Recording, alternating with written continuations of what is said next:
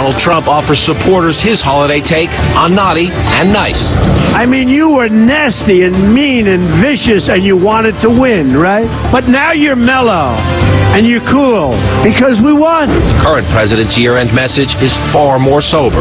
There are places around the world where horrible things are happening, and because I'm President of the United States, I feel responsible. 1 month before the Trump inauguration, Russia's election year hacking remains a bitter flashpoint. Over a third of Republican voters approve of Vladimir Putin, the former head of the KGB. Ronald Reagan would roll over in his grave. But the president-elect still says he doubts it happened, and Republicans worry he is too cozy with the Kremlin. Vladimir Putin is a murderer, a thug, a KGB agent. Inside Politics, the biggest stories sourced by the best reporters now.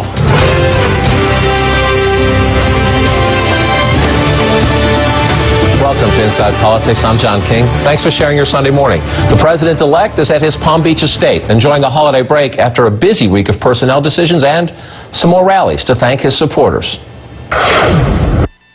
This is truly an exciting time to be alive. The script is not yet written.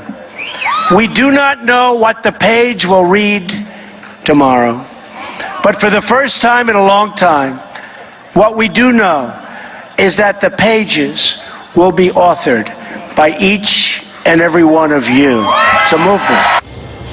The current president is on his annual holiday trip to Hawaii, and his year-end press conference was a vivid reminder of the dramatic change in both substance and style, now just 33 days away.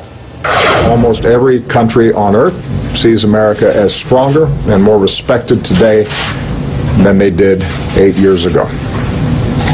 In other words, by so many measures, our country's stronger and more prosperous than it was when we started. It's a situation that I'm proud to leave for my successor.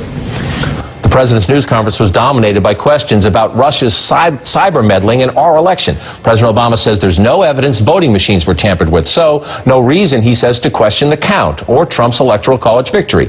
But he said there is clear evidence that Russia hacked the Democratic National Committee and Hillary Clinton's campaign chairman with the goal of hurting Clinton. And he said he hoped the president-elect would soon have a change of heart and would stop attacking American intelligence agencies and defending Russian President Vladimir Putin. The transition from election season to governance season is not always smooth. You know, it's bumpy. There's still feelings that are raw out there. There are people who are still thinking about how things unfolded, and I get all that, but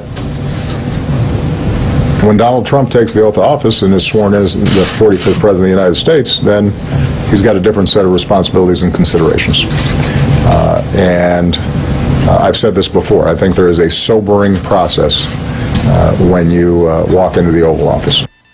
Again, that inauguration now just 33 days away. With us to share their reporting and their insights this Sunday morning, Julie Pace of the Associated Press, Jonathan Martin of the New York Times, Dan Balls of the Washington Post, and CNN's Sarah Murray. Let's start with the contrast, both the stylistic contrast. When you see President Obama standing there saying, you know, essentially all is well. We've rebuilt the economy. We've rebuilt our stature around the world. And you watch Donald Trump finishing his thank you tour. He's still campaigning on, forgive my shorthand, but that all is hell. That Washington's a mess, that the economy's a mess, and that we need this dramatic change. But particularly, Dan, on this question of Russia.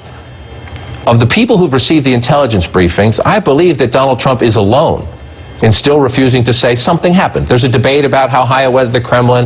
There's a debate about, you know, what to do about it. But now you have Republicans saying we need to have hearings. You have the President of the United States saying the evidence is overwhelming. And Donald Trump still says, I don't think it happened. He is an outlier on this. I mean, we don't know what some of the people who are closest to him, who will populate the new administration, are saying to him about this. But certainly in any public comments, he's alone in being unwilling to accept the view that this was done by the Russians, and the latest conclusion that it was done to help him and to hurt Hillary Clinton.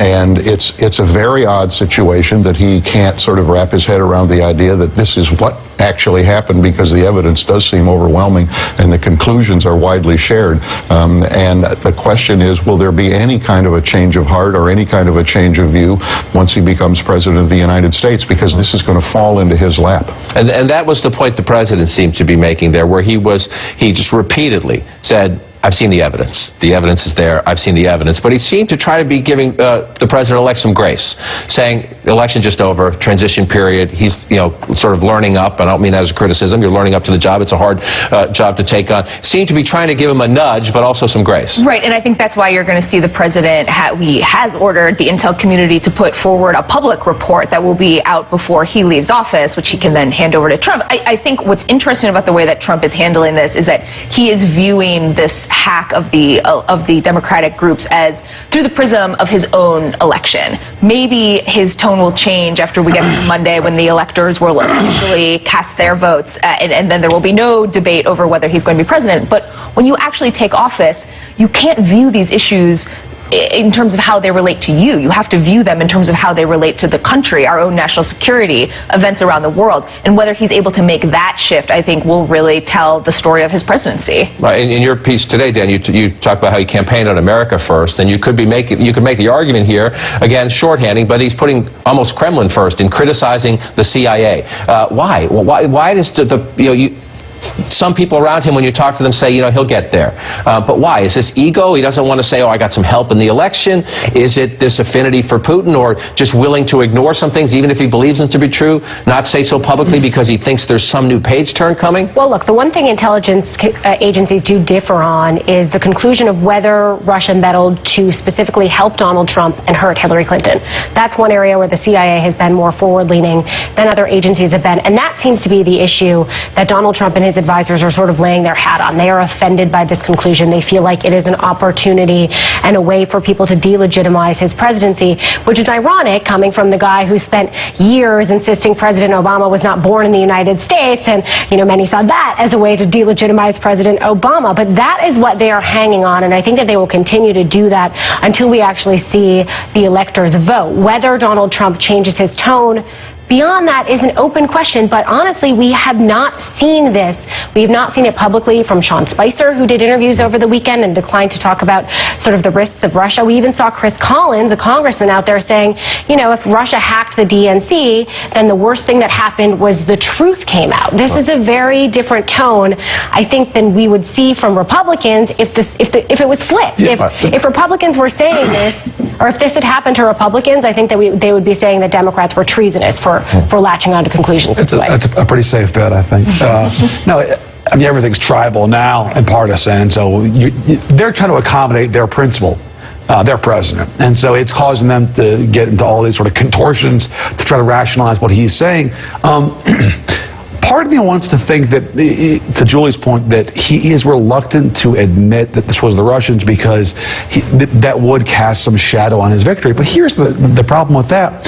He's been unwilling to challenge Putin well before this. One of the biggest mysteries of this campaign was for a year and a half, whenever he was asked about Putin or Russia, his tone changed, his demeanor changed, his language changed. Like no other country in the world would he somehow try to rationalize or sort of couch his comments. But whenever it was Russia and Putin, he was just always different, and that's why there are these lingering questions. Let's listen to some of that. Let's listen to some of that, because he, as a candidate, a lot of candidates say things as a candidate, then they have very different views. They learn in the transition, then they become president. They have to actually deal with the problem. So we'll see what President Trump does. But candidate Trump, you're right, was pretty friendly toward Putin.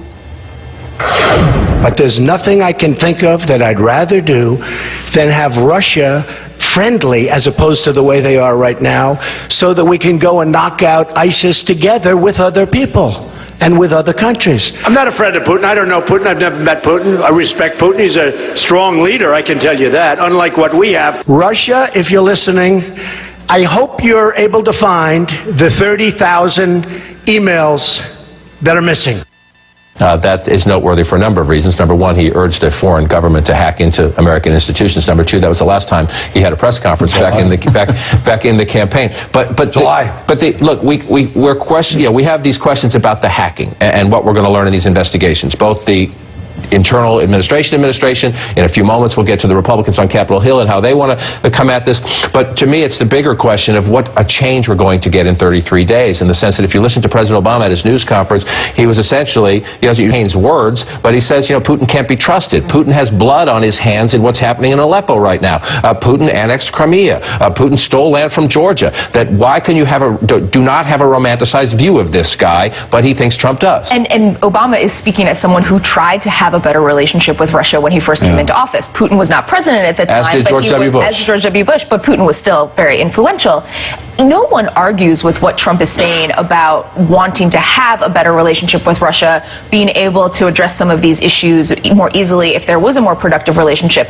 But saying that shouldn't wipe away all that we know about what Putin has done. Ukraine, Crimea is the most obvious example right now, but if you look at Syria, if Russia were taking more action and were not propping up Assad, we would be talking about a very different situation there. So it's as though he is choosing to ignore all of this evidence about what Russia is doing to destabilize places around the world in favor of a positive relationship, when I think he could be talking about both. But the other aspect of this is that he's given no indication of what a different relationship with Russia would actually be like, or how you get to that point, and the degree to which you stand up to Russia when you have to stand up to Russia, and perhaps cooperate in some other areas. I mean, he's just simply said, wouldn't it be great if we would have a better relationship? That's, everybody's wish about a lot of things, but how do you get to that point, and what's really behind that in his thinking? Does he think that Russia is a constructive force, or can be a constructive force, or does he think that they're not? All the evidence at this point is that they are not in a variety of places around the world, and that's what he's got to confront. And I also think that when you think about Donald Trump's view of the world, he looks at ISIS as something that has a direct impact and a direct threat on America. He doesn't necessarily look at Aleppo in that way. He doesn't look at it as the kind of situation that is a direct problem or a direct risk for our country. And so just thinking about Donald Trump's worldview, he's just less likely to be concerned about what Putin is doing as it relates to Aleppo, as it relates to destabilizing nations abroad, than he is about thinking, oh, if we could team up with Russia to fight ISIS, wouldn't that be great? And it would take care of a risk to our homeland. And yet, during the campaign, he sounded, a lot of Republicans were nervous about Donald Trump, because he was talking about not intervening, not being an interventionist, not projecting U.S. military force overseas. In these recent thank you rallies, as he's gone around the country, he has talked about safe zones. And again, in the contrast we're going to get between our new president and our outgoing president, President Obama talked at length about this, about how it's a great idea. They come to you with the idea, you want to save lives, you want to save those children, and then you look at, but how do you do it? How many troops would it take? How long would they have to be there? How much money would it cost? What about the Russians? If they won't cooperate, can you get it done? I'm fascinated by, Donald Trump now says create safe zones. How does he do that? How does he do that? And maybe that is back of the card play with Russia? Maybe. I mean, safe zones, again, are one of these things that it's like a no-fly zone, that everyone likes the way it sounds because you don't envision massive U.S. troop presences on the ground. But who's going to enforce it? You have to enforce it on the ground and on the air. That is going to fall to the United States. It's a situation where you will likely end up with American casualties. Is the American public ready for that? Is Donald Trump ready for that? So he hasn't laid out these plans in detail. He now has some more advisors around him that will begin to give him these plans. But if he's talking about safe zones, he actually is talking about a fairly lengthy U.S. military commitment to Syria. We'll see how that one plays out. Everybody sit tight. Up next, the president-elect's Russia problem with fellow Republicans and what it means for his early days in office. First, though, politicians say the darndest things. My memory of election night is a little different than what you're about to hear from the president-elect. But, lucky for me, you can check the tape. You see that right there? That was, wow, flashback. Thanks for watching, Mr. President-elect, and for letting your supporters know which network you most trust. They're getting a little nervous. John King, nice guy, he's got the map. He's good with the map. But his hand is starting to shake. It's got... Oh, my God. Oh, my God, he won. Because remember they said before the election, there is no path to 270 for Donald Trump. Oh, but there's a path to 306, but there's not.